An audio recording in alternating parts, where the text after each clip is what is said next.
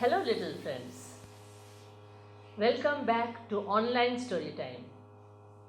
We start with a mantra. Om Sarve Bhavantu Sukhinah Sarve Santu Niramayah Sarve Bhadrani Pashyantu Ma Kaschit Dukha Bhag Bhave. This means, may all be happy, may all be free from disease, may all realize what is good, may none get misery. So, now we start Swami Vivekananda's story. Vivekananda's guru was Ramakrishna Paramahamsa.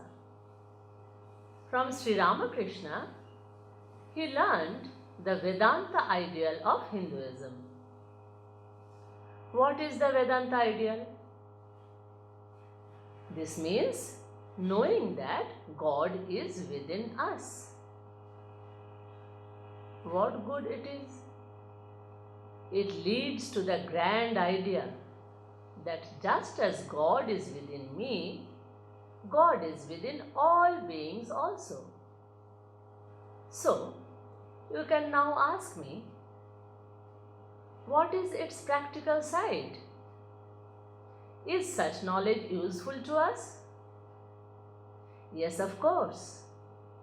When we know that God resides in all, including the poor and the uneducated and the people with diseases, we can bring good to the world through that ideal by serving people who are in need of some help.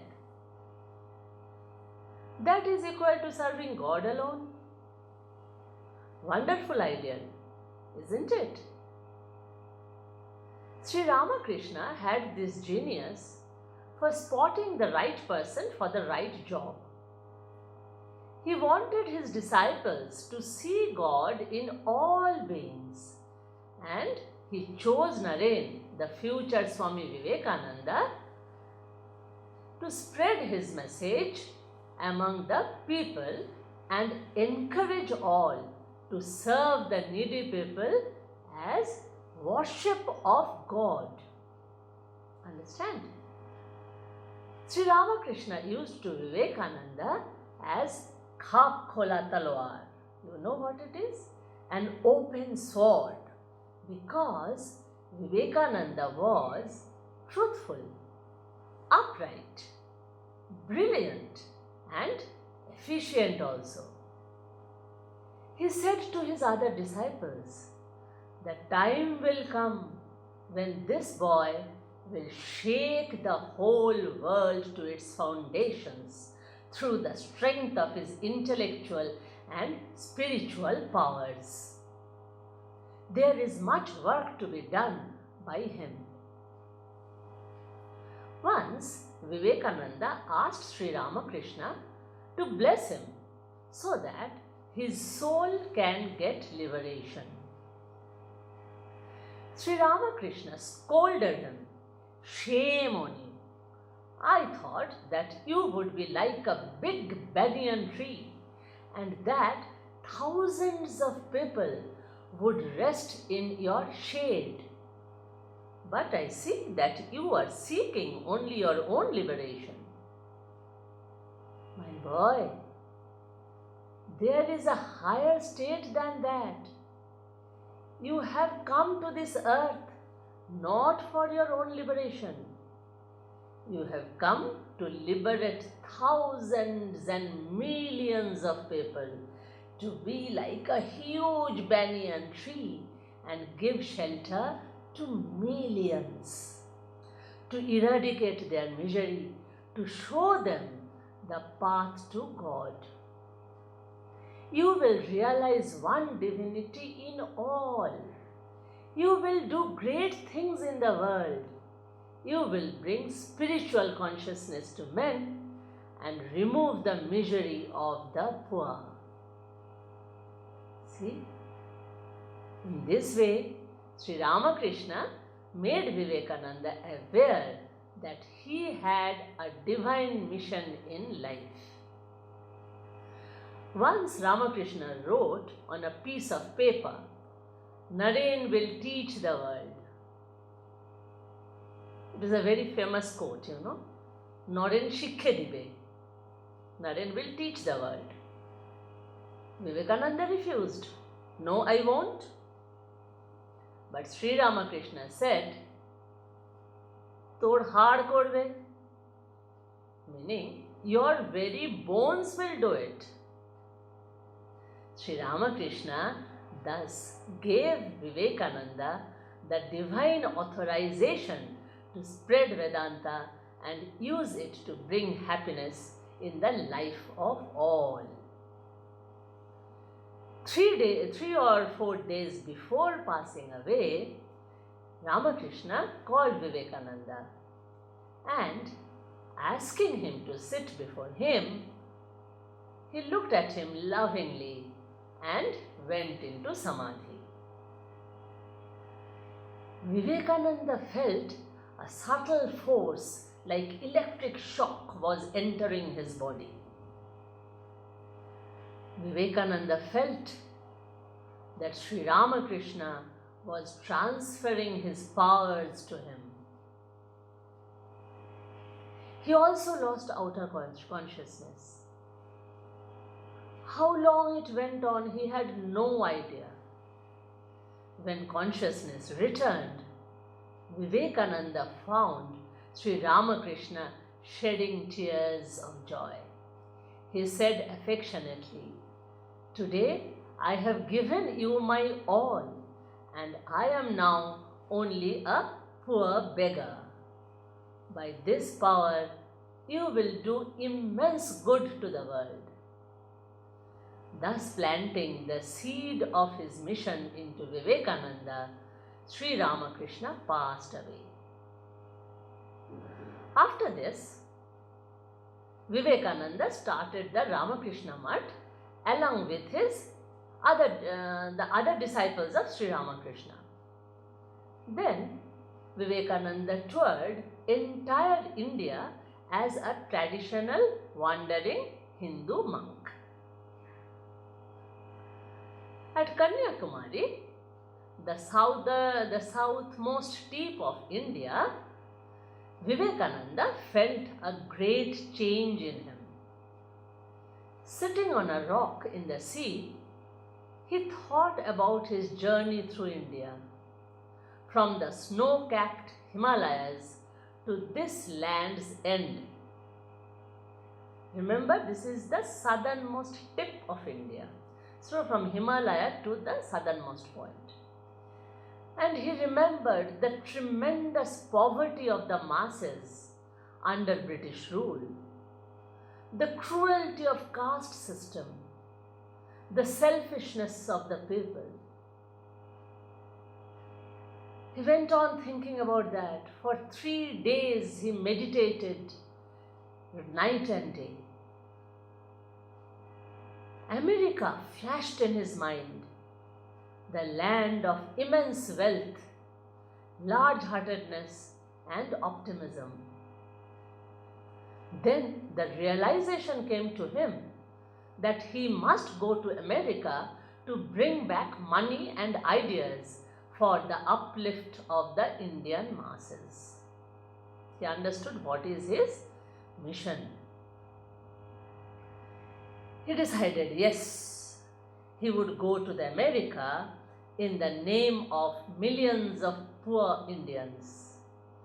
There he would earn money by the power of his brain. Then, returning to India, he would devote himself to the regeneration of Indians or die in the attempt.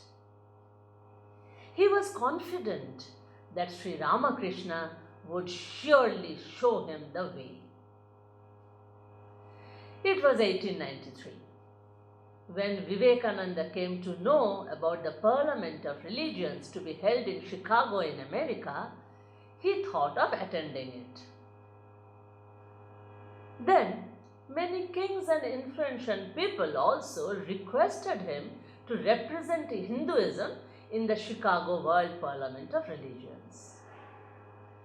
But Vivekananda refused. He was waiting for SriRamakrishna's command. He was ready to go there, but not to participate in that exposition actually. So he needed some divine command.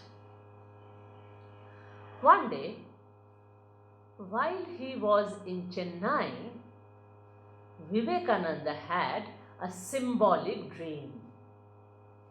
He saw SriRamakrishna walking into the water of the ocean, and he also heard the command, "Come on, follow me, follow me." Vivekananda wrote to his friends about the vision he had. "See, SriRamakrishna came in my dream and he was telling me, attend the World Parliament of Religions. The holding of the World Parliament is for your sake." Such huge words. Can you imagine? So hearing these things, although his mind was almost decided about going to America, he wanted to be cleared of all doubts. He thought, perhaps I am being carried away by my own ambition. Well, the Holy Mother is none else than a part of SriRamakrishna. Why should I not write a letter to her? I shall do as she asks me to do. Therefore, to be sure, he wrote a letter to Sharada Devi, the Holy Mother, seeking her advice. There he mentioned, "SriRamakrishna is walking on the water, calling me to attend World Parliament of Religions. What should I do, Mother?" Getting the letter, Mother was in conflict between affection and decision. Though Naren's future was to carry out SriRamakrishna's message to the world, how could a mother permit her son to travel to a distant land? Even she was not able to decide. Then, do you know what happened? Very soon, Sharada Devi had a vision while she was sitting on the steps of the river Ganga. She saw that SriRamakrishna brushed past her hurriedly by the steps and entered the Ganga. From that spot, Vivekananda came out and started sprinkling Ganga water on a crowd of people. And you know what? Everybody was getting liberation. This vision removed Sharada Devi's worries. To her, the vision signified that from now onwards, SriRamakrishna would work through Vivekananda. She sent Vivekananda her blessings. She also informed him of this vision. So now Vivekananda was completely convinced. When he got the letter, Vivekananda was naturally very happy. He danced in joy and said, "Yes, it is all right now. It is the will of the mother. The mother too wishes me to go." Delightfully he told his Chennai disciples, "Yes, now everything is fixed up. Now it is the West, the West. Now I am ready. Let us go to work in right earnest. The mother himself has spoken." Thereafter, Vivekananda came to Hyderabad. Although in those days he was not much known to the people, as he was only a young wandering monk then, he was called to give his first public talk in the Mehboob College in Hyderabad. The Nawab and other dignitaries received him. 1,000 people attended the meeting. Can you imagine? The topic was "My Mission to the West." In that, Vivekananda spoke out his mission. "I will tell them about the ancient religion of India. I will tell them what I know, and I will learn from them what things they know.